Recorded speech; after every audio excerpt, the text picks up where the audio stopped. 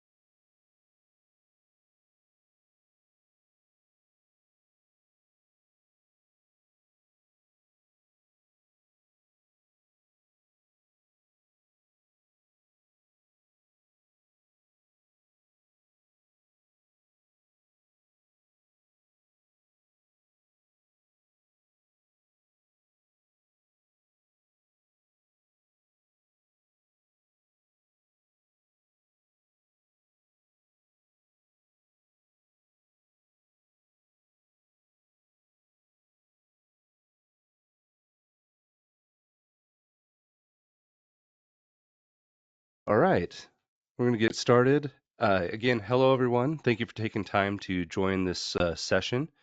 Today, we're going to be discussing why it's important to prepare ApplicantStack for 2025 by updating key items within the platform. In this, we're going to be going over what needs to be updated, why these updates are important, and most importantly, the benefits that you and your team will gain from taking these steps. The goal is to ensure that your applicant stack system is efficient, compliant, and ready to support your hiring efforts for the next upcoming year. By the end of the session, I hope that you feel confident that you might have what you need to get updated and be inspired to start making some of these updates before the end of the year. So with that, let's go ahead and dive in. I want to take a moment to introduce myself. And first, obviously, I want to take a moment to introduce the fantastic Ellen Benzine, who is an account manager here at Swipe Clock and Applicant Stack. She has been with the company for some time and is a great account manager with tons of knowledge. She'll be assisting me today. My name is Alan Hendrickson.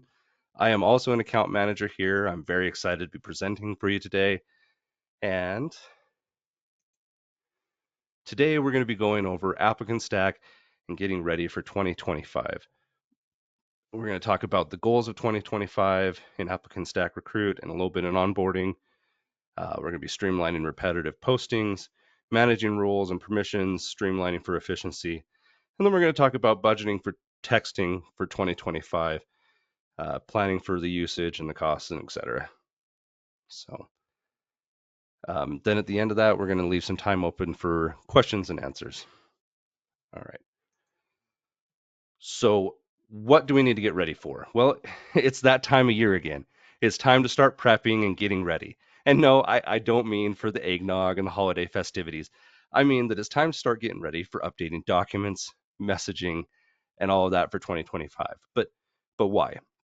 There's a handful of reasons, and part of it is staying competitive in the job market, improving efficiencies for the team, enhanced candidate experience, etc. So, we're going to start by this was just some of the ideas, some of the things that I was looking at with Applicant Stack, just kind of jotting down a list of things that you might want to focus on or look into. But we're going to talk about each one of these a little bit in depth and then kind of go from there. So first off, 2025 updates, job templates. All right. So one of the first items to review, in my opinion, is job templates. Job templates are the foundation for posting new rules efficiently and consistently. If they're outdated, then this can cause confusion. It can cause some slowdowns within the hiring process. And in some cases, you may even not meet compliance standards.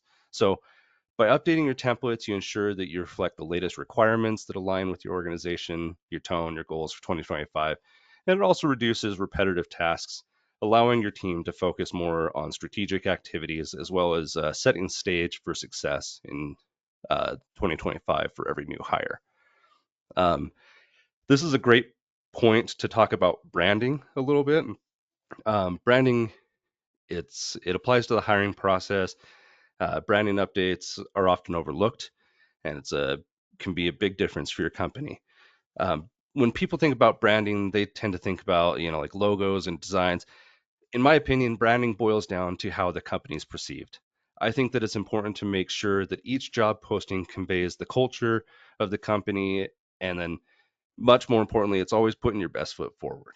So, job templates, branding is one of the big topics for updates for 2025. I'm going to touch on this one a little bit. Not go too much into the weeds, but workflows. Workflows are really important. We want to make sure that when we get into a little bit later in this presentation, we'll be updating some items in the library.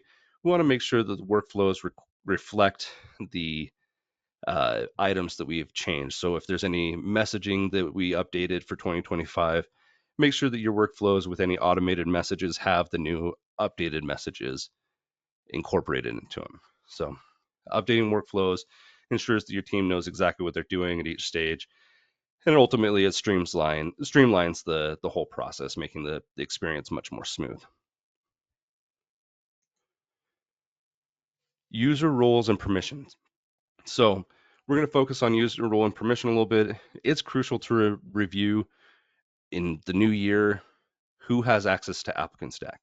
We want to make sure that the roles and permissions align with the current team structure, and this helps protect sensitive candidate data and improves overall system organization. We want to make sure that if there's been any changes, that anybody who shouldn't have access or unauthorized access, we want to make sure that that gets taken care of. But more importantly, if there's been any promotions or anything like that, we want to make sure that the people who need access get that access to succeed in their role. All right.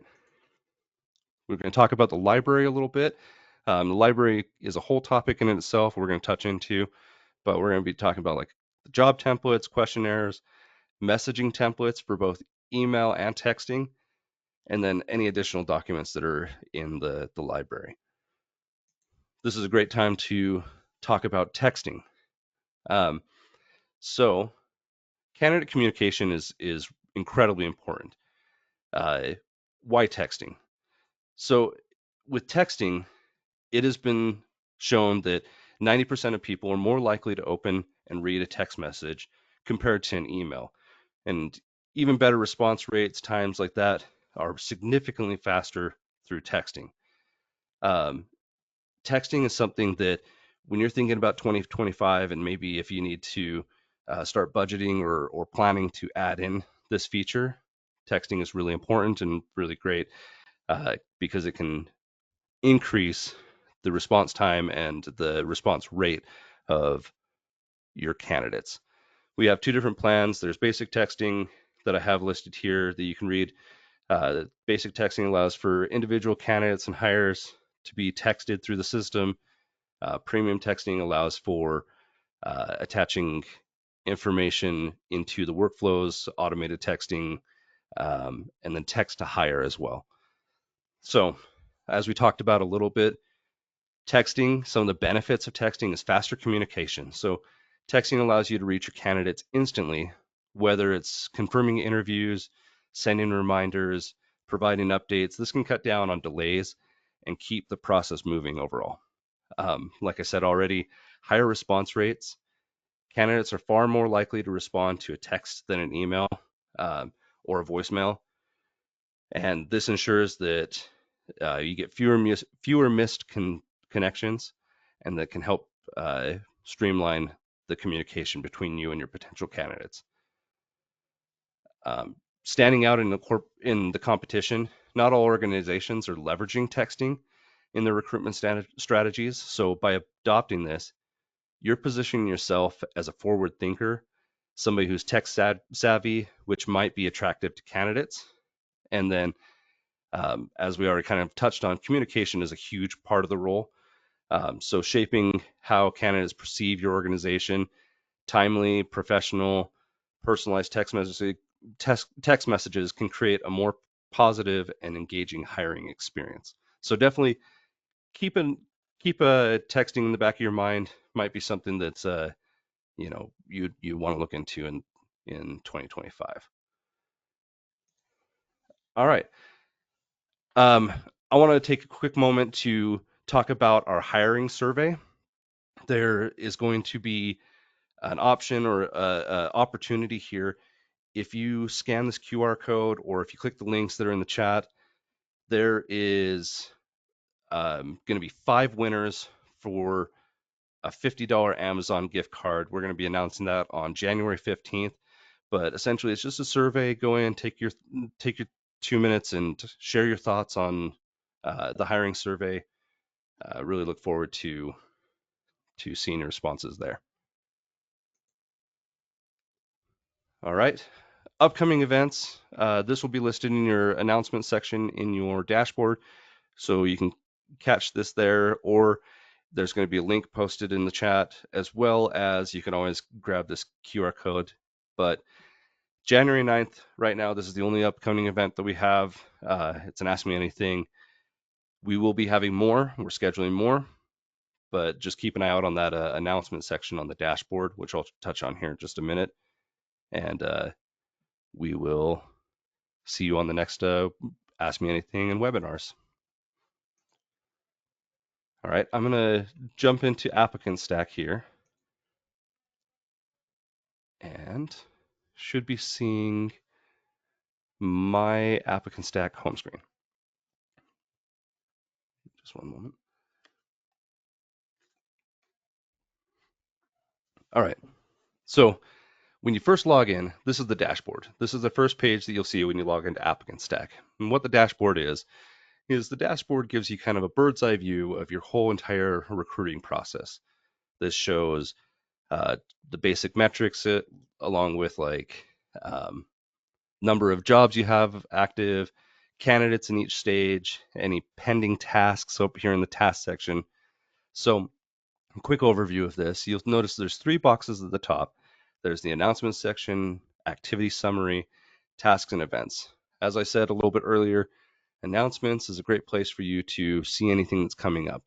Right here, you can click on this link, register for the next Ask Me Anything.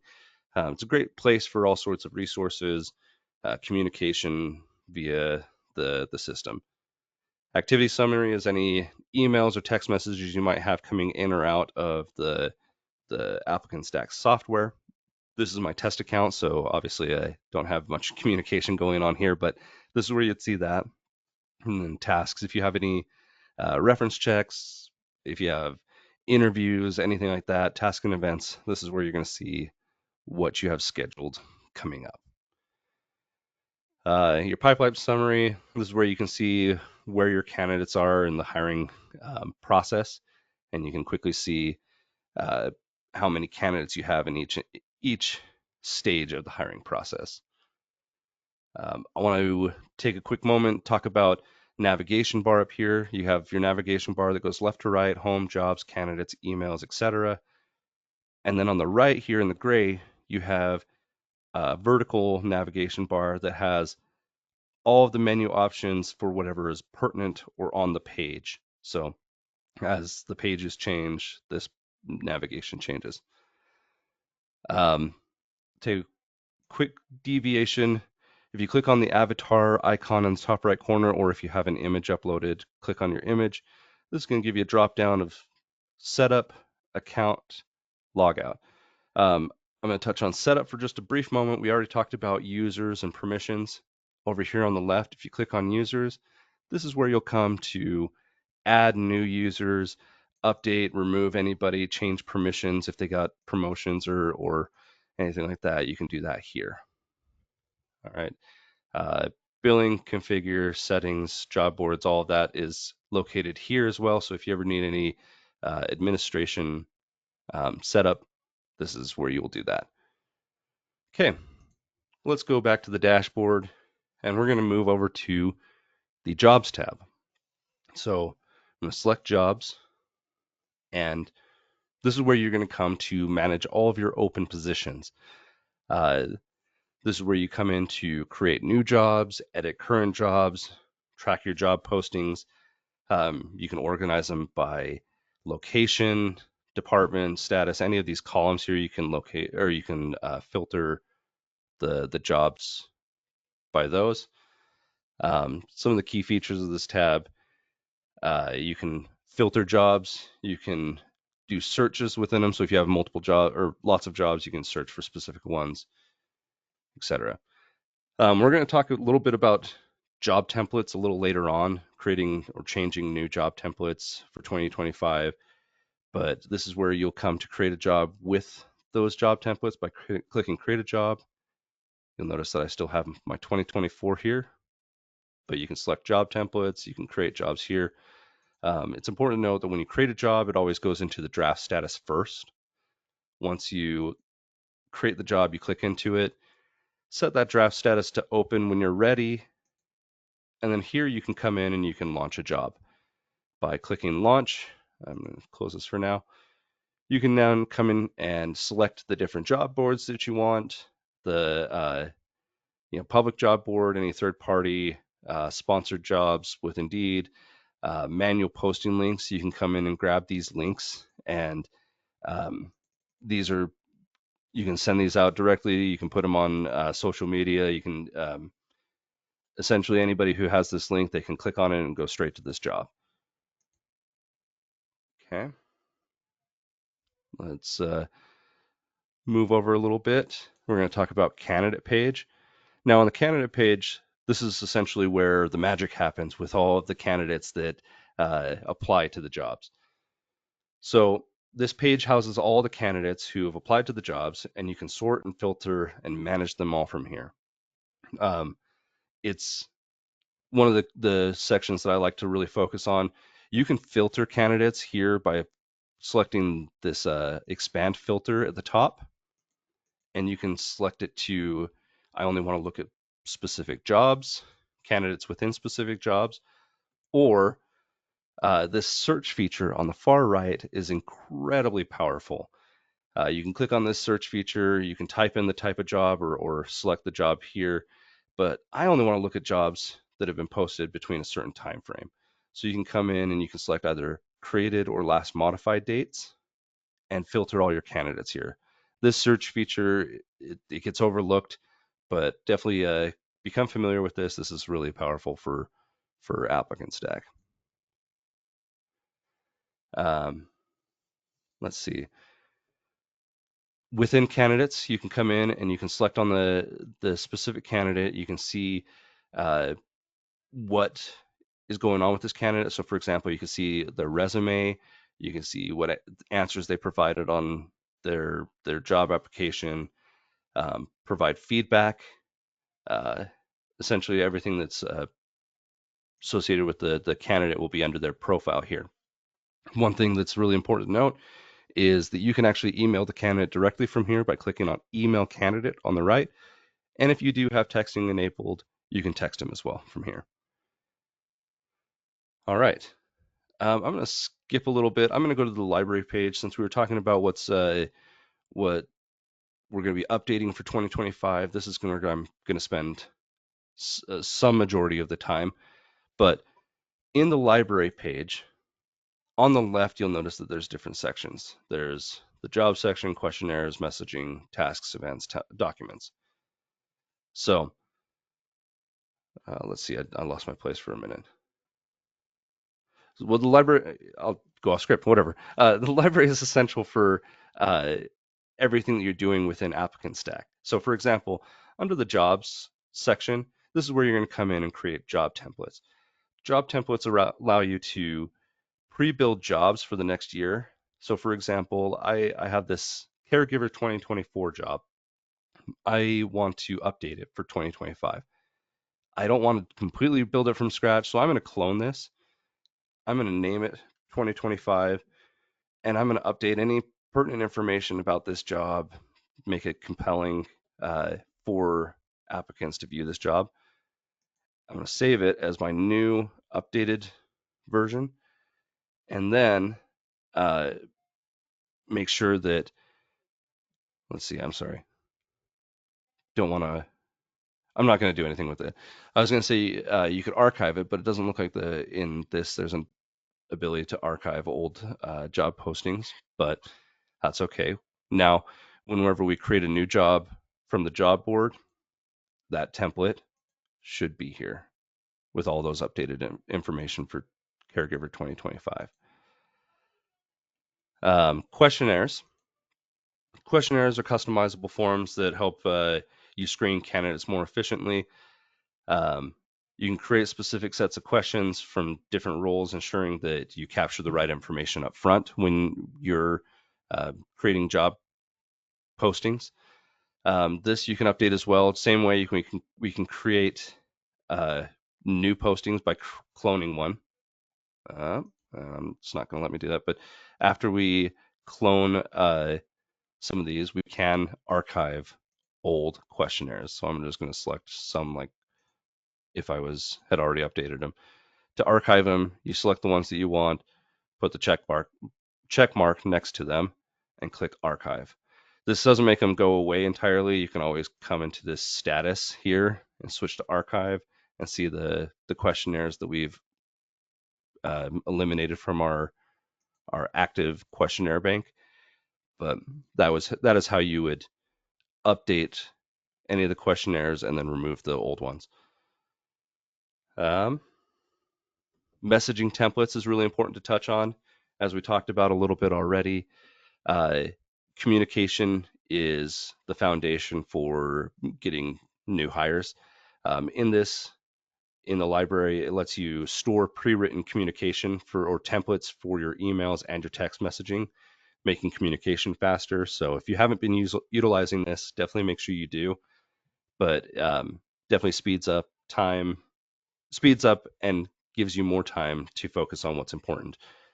Uh, Whether it's an interview confirmation or an interview request, or a thank you note, reminders, things like that. This is where you come in and edit these. And if you have texting, you would also have texting templates as well.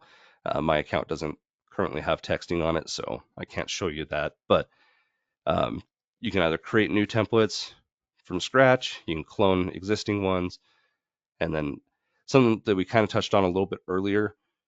When you change messaging here, you want to make sure that you go into the workflows and update the messages in your workflows. So if you have an automated message somewhere in there that says, you know, something to do with the year or anything like that, if you've updated it, make sure that you update it in the workflow as well so that it's sending out the correct automated email or text message.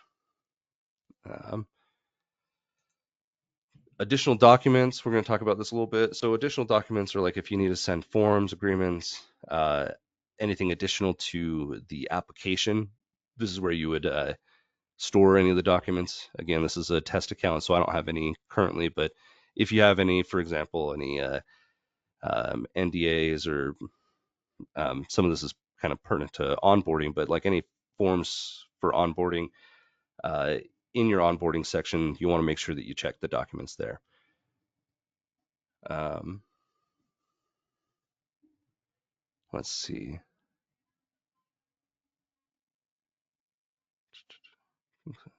Yeah, I'm going to skip over here. Just I know I've touched on onboarding just briefly. I'm going to just talk about it for just a moment. Um, if you have onboarding, definitely make sure that you check this as well. Again, the library is where I'm going to come.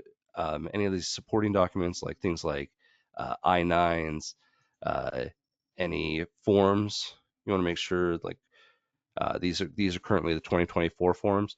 We are working on updating any of the forms that we need for 2025. As you can see, some of these are expire in 2027, so that one's going to be okay for a little bit. But if you need a new document, you can come into import forms and you can look at any of the state forms, federal forms, and then you should see the 2025 forms come in. Um, Again, keep an eye on the announcement section. Once those are ready, we'll let you know. But this is where you would come in and grab those. So again, under form templates, click import forms on the right, and you can select any of the offered forms there. Um, with the forms, if you do happen to archive any of the forms, there will be a pop-up that comes up saying that this is part of a checklist. So again, in onboarding, things are done a little bit differently. Everything's kind of boiled into checklists that get assigned to the hire. We want to make sure that if we update any of the check or the forms, that we also update the checklist to reflect the new forms. Okay, so it removed that from it. I'll have to go in and check my checklist and add in the new form once it's available. You come into the checklist, find it, drag it over, save it. Okay. Let's see. I'm trying to think if there's anything else that I'm missing. But Ellen, is there anything I'm missing? Can you think of anything?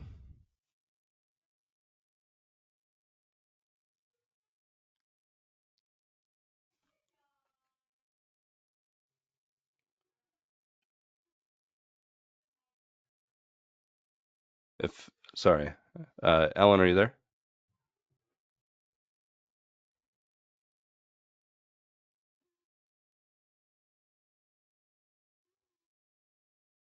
All right. Well, Oh, um, there we are. yeah. Says Hey, Alan Carol. sounds. Yeah. I'm just watching to see if says Ellen's the presenter. So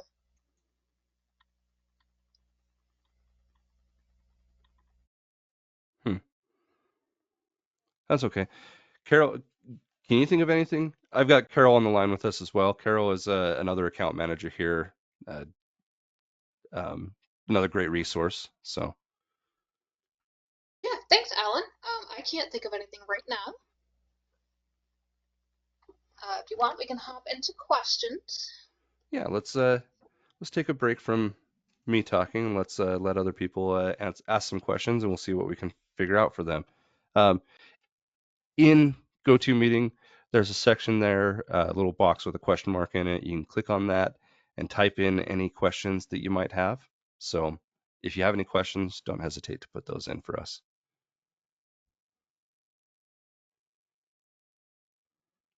Yeah, and those questions can be anything applicant style. It can be recruit. It can be onboard. It doesn't have to be specific to recruit or any of the topics we just covered. So let me go ahead and navigate over.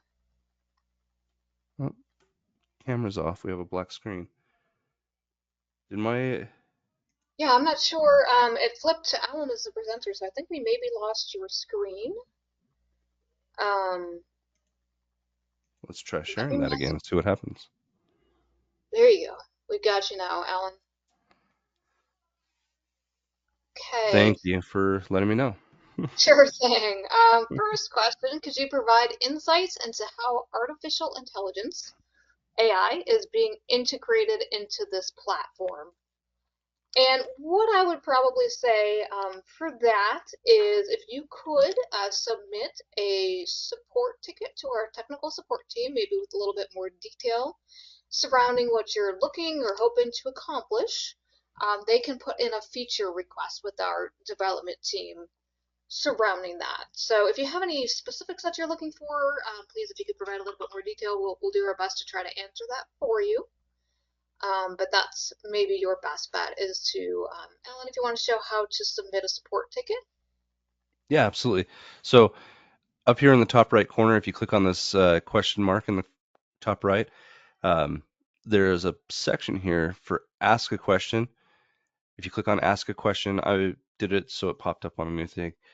Uh, it'll pop up a screen like this. You submit your name, email address, any information, and then description about what you want. go through the captchas, and then click next, and it'll send a ticket to our support team. Um, yeah, if you wanted to provide, like Carol saying, more information on what you're looking for there for AI integration, uh, I think that's a great question and definitely would be something that would be beneficial. So hope to see that ticket come through. All right, thanks, And I'm Alan. jumping back in. Yeah, this There's is Ellen. Oh Hey, my Alan. gosh. Yeah, I couldn't unmute myself. So Lindy, thank you for doing that. Carol, I see some questions I can take over if you'd like me to. sure thing. I'm not sure how much you missed, but we just answered the AI question. And Okay. All right right. ahead. Yep, I'll get the next ones. Uh-huh. Okay.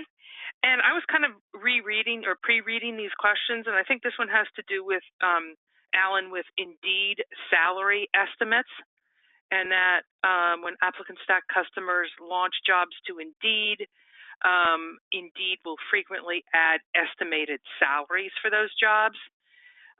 So the question is, how can we post our salary information so the salary is shown accurately on Indeed?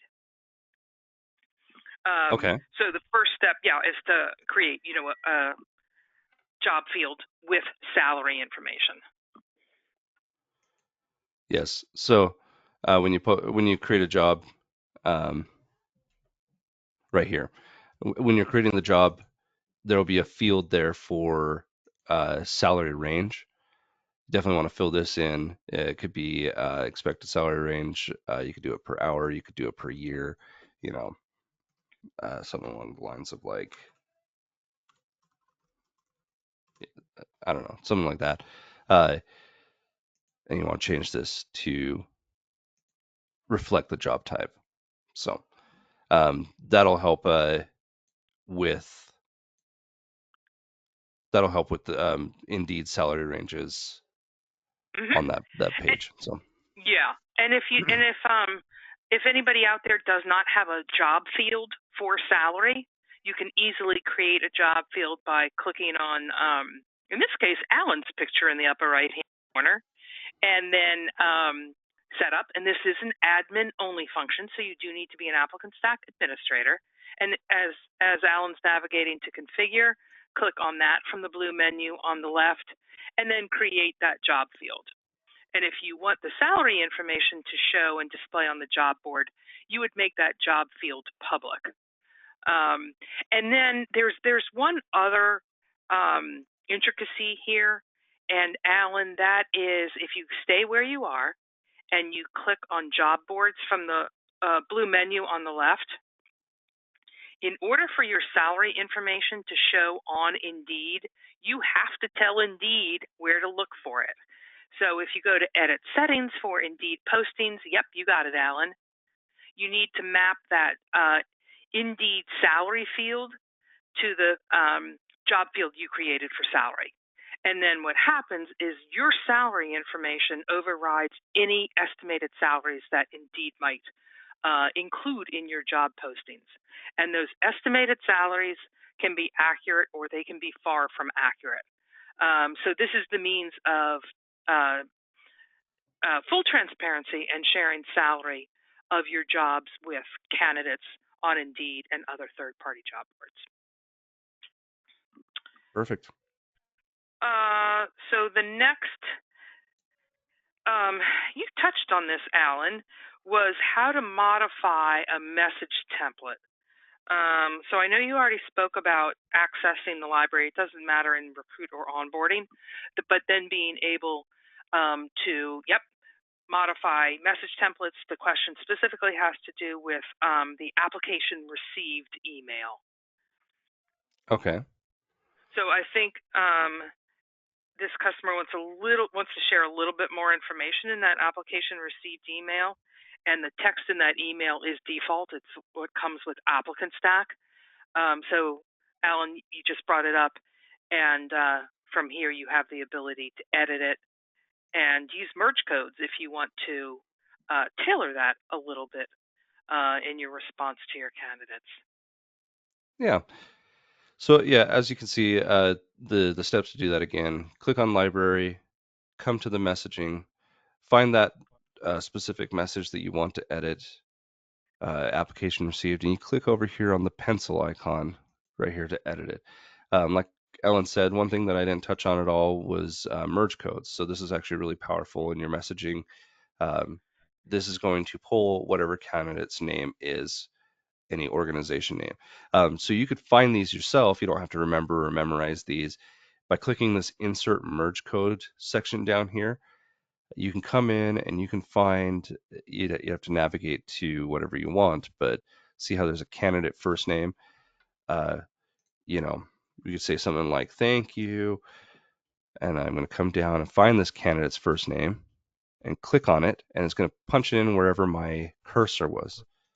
And we look forward to seeing you or whatever. You can create the message however you want, but that's how you find and insert merge fields as well there. Click And save. Alan, yeah, to a point you just mentioned earlier, is this is part of branding. Because you're personalizing your communication with your candidates and your hires. So yes, you're pulling in merge codes, and yes, you're using the software in order to do that. But boy, when a candidate gets an email or a message or a text and says, "Dear Ellen, we appreciate that you submitted your credentials for the accounting manager opportunity," and then it says, "Thank you, Ellen," at the end. I mean, that's pretty powerful. It's a nice little You're touch. tailoring your message. Yep, you're creating your brand. And again, as Alan said, branding is the perception of your company by employees and outside individuals. You want your brand to be perceived as strong and positive. Perfect. All right. Next question. And while we're reviewing questions, if anybody else has questions, please just input your question in the question box, and we will certainly get to it. Next question. So they've heard a little bit about the ability to schedule interviews with a candidate within ApplicantStack. Okay. Can you share how to schedule an event, please, Alan? Yeah. Schedule an interview or an event with the specific candidate. Is that kind of what you're meaning? Yes. Yeah. That's how I'm interpreting the question. Yes. So you could do that from the actual candidate. So let's say, for example, I really like this Johnny Nicholas. You can come in here and click on events. This is in his specific profile, application that he sent in. Click on events and click schedule an event. I want this to be assigned to me since I'm the hiring manager for this job. These are obviously some that I've typed in before, but I'm going to type this in as an scheduling an interview. This is just the name for the event. I don't believe that they even can see that on the candidate side. I don't remember if they can or not, but it's what's going to show up on your dashboard. It's enter in a description. As you can see, the description just provides additional information to the user, so to myself, and to the candidate that is assigned to this event. Any internal notes, things that you might want to include on like how to complete this event, and then is there a location? Are you doing this on location or off? Digital, virtual, Zoom, whatever. Scheduling types. I want to set a date for this. I'm going to do this next week at 11 a.m. and it's going to be an hour-long interview, 11 to 12. Yes, include the invite to the candidate. I'm going to put a questionnaire interview evaluation form. So this questionnaire, it's assigned to, correct me if I'm wrong, this is assigned, Ellen, this is assigned to the hiring manager, right? For the user feedback. This is, they don't see this. Correct. It's assigned to whoever the ApplicantStack users are that are part of the interview. Right. Not the candidate. This goes to Correct. you. Perfect. Yeah. But hang on here for just 1 second, please, sure. Alan, because I am a big proponent of including a questionnaire as part of an event, part of an interview. And for those of you who've been on Ask Me Anything hours or product webinars before, I have said this: hiring managers are typically very good at the job that they were hired to do. Most, or at least in my experience as a recruiter, they aren't good at interviewing. So what you're doing here is, if you're providing an interview evaluation form, you're providing a guide that your hiring managers and even other ApplicantStack users who are part of your interview team can go by. So it can be a series of questions. It can be how you would rate an individual in specific skills. But what you're doing is you're providing a guide, and you're also providing consistency. And with consistency comes compliance. You're asking the same questions of all candidates who have applied for the same job. And that can be very critical in regard if you ever got audited. So this is a huge plus, that you can create your own interview evaluation questionnaire. You can use one that's already been created. But what it does is it requires, or again, gives your interview team guidelines and questions to ask the candidate. All right, Alan, that was my plug for I love it. evaluations. Yep. I forgot to touch on that, and it's great we talked a little bit about consistency and making that a priority for 2025, and I think that's a great plug. So appreciate that. Yep. So yeah, once we've filled out and done everything we need on this page, we click save, and then there is my event for this person under their schedule, under their profile. But we could also see this if we go to the home tab, and I've got forgive me, I've got a whole bunch on this page, but there is my new event under the events section. And click over on tasks too, Alan, on the task tab, and there is the interview, or you should have an interview evaluation request under your tasks as well. Yeah, right here. You see the last one? Yep. Yep. So reminders there. Perfect. All right. The next question is background screening. Do you have a partnership with any background screening organizations so I don't have to input information twice? Yes. So we have some integrations for different background check companies. To get there, you click on the little avatar, or in my instance, since I have my picture uploaded, click on my picture, come to setup, and over here on the far right, far left on the bottom of this menu there's integrations tab. Come in here and click on this, and under the section for background screening, we have a bunch of different background services here. Verified first, accurate now, etc. You can review, look through all of these, and learn more. Activate them at your leisure. But here is a lot of great services that we can use for background checks. And there are articles in the help center on those partners as well. Correct. Yeah. So that's a great little segue into the help center. Again, how we did the ask a question earlier. If we click on this question mark in the top right corner, click on help center. It's going to pull up our help center here with a search field that we can type something like integrations or background checks, and it should provide some information on different integrations that we offer. Excellent. Next question, and actually this is just a comment, Alan. On the recruit side, in the library, you had mentioned that documents feature, a use case for that is NDAs.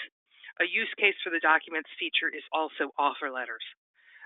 So you can create offer letters, within ApplicantStack using merge code. So again, offer letters need to be tailored and provide unique information in regard to who the offer letter is going to, salary, start date, number of days of PTO, etc.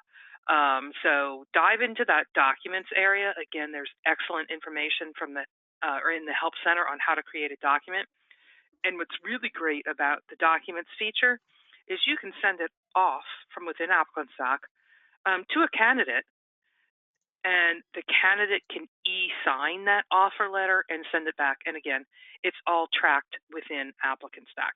So you don't need an outside software company for e-signature for offer letters. You can do that in ApplicantStack. Perfect. All right, and we are slowing down on the questions.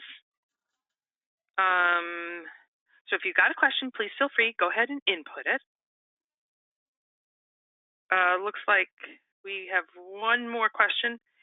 It's tracking an expiration date for a license. So interpreting this question, Alan, it's wanting to track when a CNA or RN license might expire. So that sounds like it would be in the onboarding side of things.